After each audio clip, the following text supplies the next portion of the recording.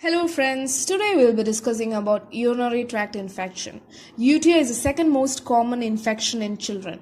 So what is UTI? It is infection of one or more structures of the urinary tract, and this is more common in females than males because of short female urethra and its proximity to anal opening in females, and males at lower risk because of longer urethra and prostate secretions that are antibacterial in nature.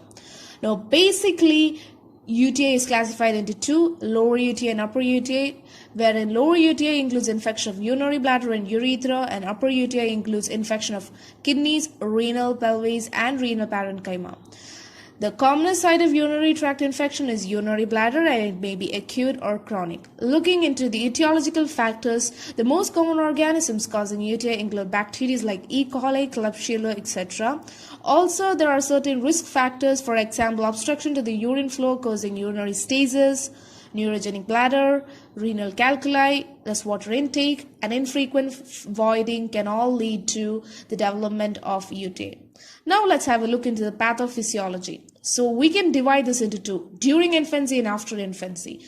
During infancy, an infant basically gets UTI when the bacteria enters urinary tract through blood. Whereas after infancy, UTI occurs when bacteria enters by ascending through the urethra.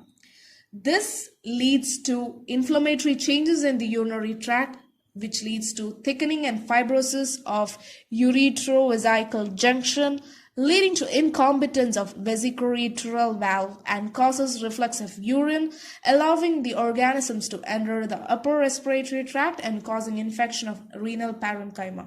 So that's basically the pathophysiology. Looking into the clinical manifestation of children of various age groups, infants, preschoolers, school age, and adolescents exhibit common signs and symptoms like foul-smelling urine, malaise, unexplained fever or fever with chills, and vomiting and diarrhea. Looking into the specific clinical manifestations, infants exhibit irritability, poor feeding, and failure to thrive, whereas preschoolers and school-age and adolescents exhibit symptoms of hematuria, dysuria, increased frequency, abdominal, and flank pain. Now let's have a look into the diagnostic evaluation. First, urine analysis is done, which is for looking at WBCs, RBCs, bacteria, and to test for certain chemicals like nitrates in urine. Second is urine culture, wherein a clean catch midstream urine may be collected to identify the causative organism and to find the suitable antibiotic for treatment. Blood investigations like complete blood count and blood culture, along with which erythrocyte sedimentation rate and C-reactive protein test are also carried because it might be elevated due to infection. CT scan of abdomen. Renal ultrasound is basically to identify conditions like hydronephrosis. Voiding cytourethrogram is basically to identify bladder and urethral anomalies, and intravenous pyelogram. Now, looking into the treatment for mild bladder and kidney infections, oral antibiotics are prescribed for 7 to 14 days, and commonly used antibiotics include amoxicillin, ceftriaxone, etc. And a follow-up urine culture is done 48 to 72 hours after initiation of the treatment. Now, if there are several renal infections, or if the patient is too sick to take oral medications or drink enough fluid, hospitalization may be required, wherein intravenous antibiotics and fluids are given. And in case of chronic or recurrent UTI, longer treatment is given.